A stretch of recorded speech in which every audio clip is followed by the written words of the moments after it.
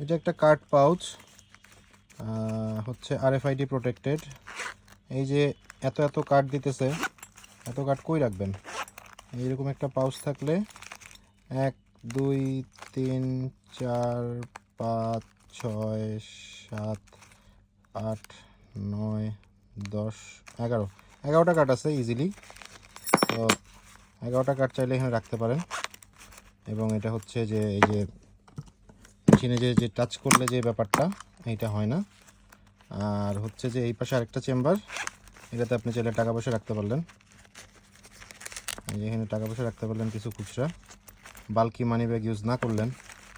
এই পাশে আরেকটা ছোটো পকেট আছে, এটাতে কয়েন টয়েন রাখা গেল। আর এইখানে হচ্ছে 2-1টা চাবি রাখা যায় অনায়াসে, টাইট হয়ে থাকে। আর যেহেতু পকেটেই রাখবেন তাহলে তার চাবি পড়ার ইস্যু নাই। আর যদি ইস্যু থাকে, একটা রিংয়ে ঢুকে এইখানে একটা চাবি রিংয়ের অপশন আছেই, সো চাইলে এটাতে ঝুলাইও দেওয়া যাবে। আর সবশেষে হচ্ছে যে ধরলাম এরকম আপনি মানি ব্যাগের মতো না ঝুলে, পিছনের পকেটে না দিয়ে, পিছনের মাসলের উপর প্রেশার না দিয়ে যে কোনো প্যান্টের লুপে আপনি ঝুলাই দিতে পারেন।